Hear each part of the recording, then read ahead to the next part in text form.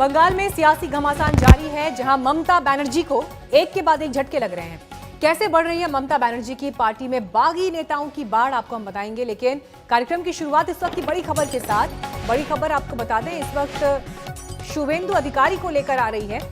उनका इस्तीफा नामंजूर हो गया है। विधायक के पद से उन्होंने इस्तीफा दिया था और इस इस्तीफे को नामंजूर कर दिया है स्पीकर ने। ये इस वक्त बड़ी खबर आ रही है। हैवी वेट नेता, तृणमूल कांग्रेस में ममता बनर्जी के बेहद करीबी ताकतवर नेता और विधानसभा के पद से मेंबरशिप से उन्होंने इस्तीफा दिया था, लेकिन उनका इस्तीफा नामंजूर कर दिया है स्पीकर ने। 21 दिसंबर को अब स्पीकर ने शुभेंदु अधिकारी को बुलाया है। आपको ये बता दें कि उन्होंने पहले मंत्री पद से इस्तीफा दिया, फिर विधानसभा से इस्तीफा दिया, अब कल उन्होंने तृणमूल कांग्रेस से भी इस्तीफा दे दिया। लेकिन इस बीच खबर ये आ रही है कि इस्तीफा सही फॉर्मेट में नहीं होने की वजह से स्पीकर ने उनका इस्तीफा नामंजूर कर दिया है। ममता बनर्जी को एक तरफ बीजेपी से दो हाथ करने पड़ रहे हैं, तो दूसरी तरफ उनके घर में जो एक घमासान मचा हुआ है, सामना उसका भी करना है। एक के बाद एक विश्वास पात्र, बेहद करीबी रहे लोग टीएमसी को अलविदा कह रहे हैं। 2 दिन में 3 विधायकों के इस्तीफे ने ममता बनर्जी की मुश्किलें बढ़ा दी हैं।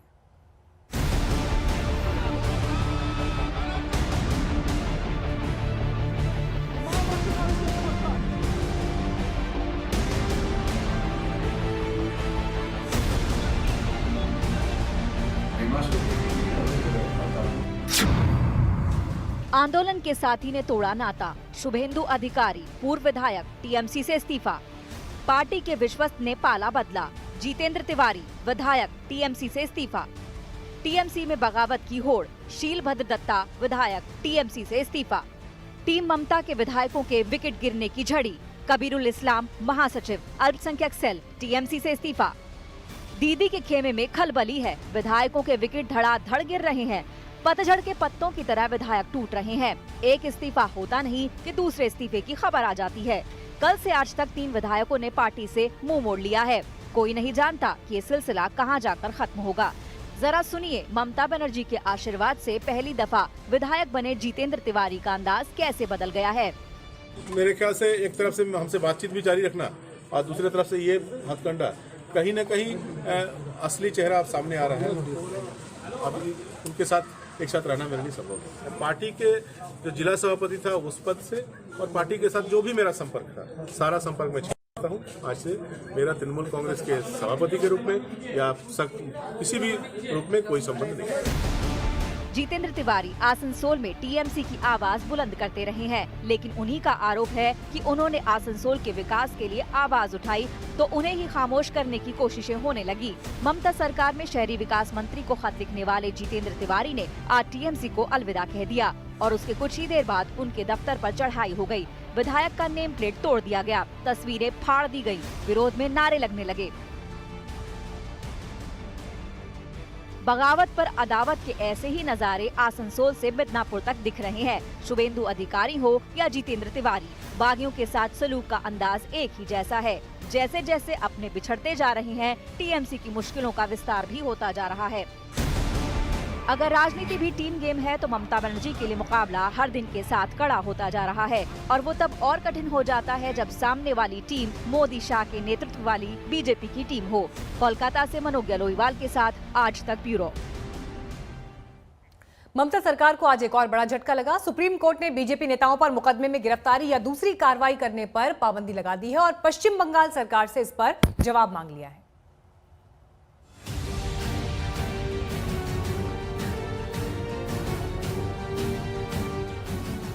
130 कार्यकर्ताओं ने जाने दे दी।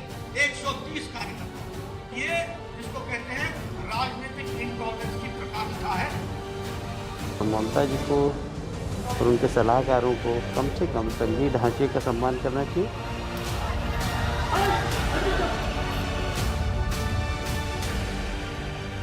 बंगाल की रक्त रंजित होती राजनीति के नए अध्याय जब खुलने लगे तो देश की सबसे बड़ी अदालत भी हैरान रह गई। मुकुल रॉय, दिलीप घोष, कैलाश विजयवर्गीय, बीजेपी के आधे दर्जन नेताओं ने सुप्रीम कोर्ट में सियासी हिंसा का सवाल उठाया। झूठे मुकदमे का आरोप लगाया तो सुप्रीम कोर्ट ने कह दिया अर्जी देने वाले बीजेपी नेताओं पर बंगाल पुलिस अगले आदेश तक कार्रवाई नहीं करेगी। सुप्रीम कोर्ट ने पश्चिम बंगाल सरकार को नोटिस जारी कर आरोपों पर जवाब मांग लिया। सुप्रीम कोर्ट में बीजेपी नेताओं ने आरोपों के साथ आपबीती बताई। सांसद अर्जुन सिंह के वकील मुकुल रोहतगी ने कोर्ट से कहा, अर्जुन सिंह पर टीएमसी छोड़कर बीजेपी में आने पर 64 केस दर्ज हुए हैं। राजनीति से प्रेरित होकर दंगा भड़काने का मुकदमा किया गया। कैलाश विजयवर्गीय की तरफ से कहा गया, मध्य प्रदेश से सांसद लेकिन बंगाल में मुकदमे। बंगाल में प्रचार के लिए आते ही मुकदमे होने लगे। बीजेपी के नेताओं ने राजनीतिक विद्वेष का सवाल उठाया, बदले की भावना से कार्रवाई का सवाल उठाया। अब सुप्रीम कोर्ट ने इस पर जवाब मांग लिया है। ब्यूरो रिपोर्ट, आज तक। बंगाल का घमासान उफान पर है। केंद्रीय गृह मंत्री अमित शाह कल बंगाल के दौरे पर जा रहे हैं और उससे पहले बीजेपी ने बंगाल विजय का नया प्लान तैयार कर लिया है।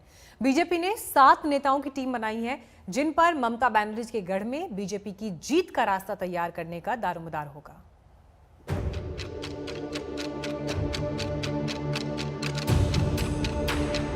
ये स्पष्ट बताता है कि इनटॉलरेंस दाय नेम इज ममता। কোনদিন একটা চিফ মিনিস্টার চলে আসছে, কাজ নেই তো কিছু, লোকের কাজ করে না। কোনদিন হোম মিনিস্টার চলে আসছে, কোনদিন ওই আরেকটা মিনিস্টার চলে আসছে।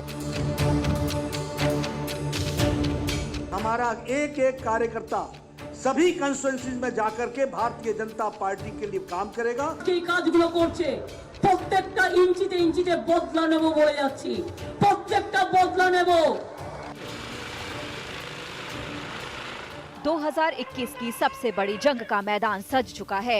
सेनाएं तैयार हैं, सेनापति तैयार हैं। बंगाल विजय का अपना अपना प्लान भी तैयार है।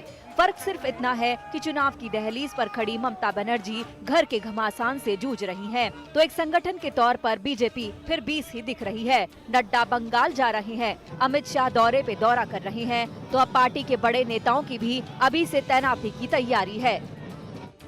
बीजेपी ने 7 बड़े नेताओं की टीम तय कर दी है। इनमें शामिल होंगे गजेंद्र सिंह शेखावत केंद्रीय मंत्री, अर्जुन मुंडा केंद्रीय मंत्री, प्रहलाद पटेल केंद्रीय मंत्री, संजीव बालियान केंद्रीय मंत्री, मनसुख मंडाविया केंद्रीय मंत्री, Keshav Prasad Maurya deputy CM UP, Narottam Mishra गृह मंत्री मध्य प्रदेश। आभार अमित शाह जी का, प्रधानमंत्री जी का, नड्डा जी का। उन्होंने मुझे इस लायक समझा और पार्टी ने जो विश्वास किया है संगठन में, नड्डा जी ने, मैं उस कसौटी पर खरा उतरने की कोशिश करूँ। पत्ते की तरह उड़ रही है और भाजपा की सरकार आ रही है। ये 2 ही बातें खास है वहाँ पे, बाकी तो चलने वाली चीजें हैं, चुनाव चलेगी। कैलाश विजयवर्गीय पहले से ही बंगाल में जुटे हुए हैं। अब 7 नेताओं की टीम का गठन हुआ है, जो केंद्रीय गृह मंत्री अमित शाह, बीजेपी अध्यक्ष जेपी नड्डा और बीएल संतोष को रिपोर्ट करेंगे। बस यही कहेंगे, पार्टी जो भी काम देती है वो काम हम सब करते हैं दिल से। ये तो मैं क्या बता सकता हूँ, जो मुझे काम मिला वो काम दिल से करूंगा। बंगाल चुनाव में ममता बनर्जी को पटखनी देने के लिए बीजेपी ने मास्टर प्लान तैयार कर लिया है। अमित शाह के नेतृत्व में 7 नेताओं की स्पेशल टीम बनाकर उसको जिम्मेदारी भी दे दी गई है। मतलब साफ है, बंगाल चुनाव जीतकर बीजेपी एक नया इतिहास रचना चाहती है। तो बीजेपी ने कमर कस ली है, प्लान पक्का कर लिया है, इरादे भी बुलंद कर लिए हैं। बीजेपी के बंगाल विजय के नए प्लान का ब्लूप्रिंट भी तैयार है। 7 हैवीवेट नेताओं की टीम का गठन किया गया है। हर एक नेता पर 6 संसदीय क्षेत्रों का जिम्मा होगा। 7 नेता लगातार बंगाल का दौरा करेंगे। 19 दिसंबर को 7 नेताओं से अमित शाह की बैठक होगी। बंगाल दौरे के दौरान अमित शाह के साथ इन नेताओं से पहली बैठक होगी। बीजेपी कदम दर कदम आगे बढ़ा रही है। ममता बनर्जी को हर तरफ से घेरा जा रहा है, कुछ इसी अंदाज में जैसे वो दूसरे राज्यों में घेराबंदी करती रही है और जीतती रही है। दिल्ली से हिमांशु मिश्रा के साथ आज तक ब्यूरो। तो कल अमित शाह होंगे बंगाल दौरे पर और उसे लेकर बीजेपी ने जबरदस्त तैयारी भी की है। 7 नेताओं की एक खास टीम तैयार की गई है। लेकिन इस बीच बीजेपी के बंगाल प्लान पर मध्य प्रदेश के गृह मंत्री नरोत्तम मिश्रा से आज तक संवाददाता रवीश पाल सिंह ने खास बात की। पश्चिम बंगाल में विधानसभा चुनाव के मद्देनजर अब भारतीय जनता पार्टी ने अपनी तैयारियों को तेज कर दिया है। गृह मंत्री अमित शाह ने अपनी स्पेशल 7 की टीम बनाई है। उनमें से एक है मध्य प्रदेश के गृह मंत्री नरोत्तम मिश्रा। बड़ी जिम्मेदारी पश्चिम बंगाल चुनाव को देखते हुए आपके ऊपर। आभार अमित शाह जी का, प्रधानमंत्री जी का, नड्डा जी का।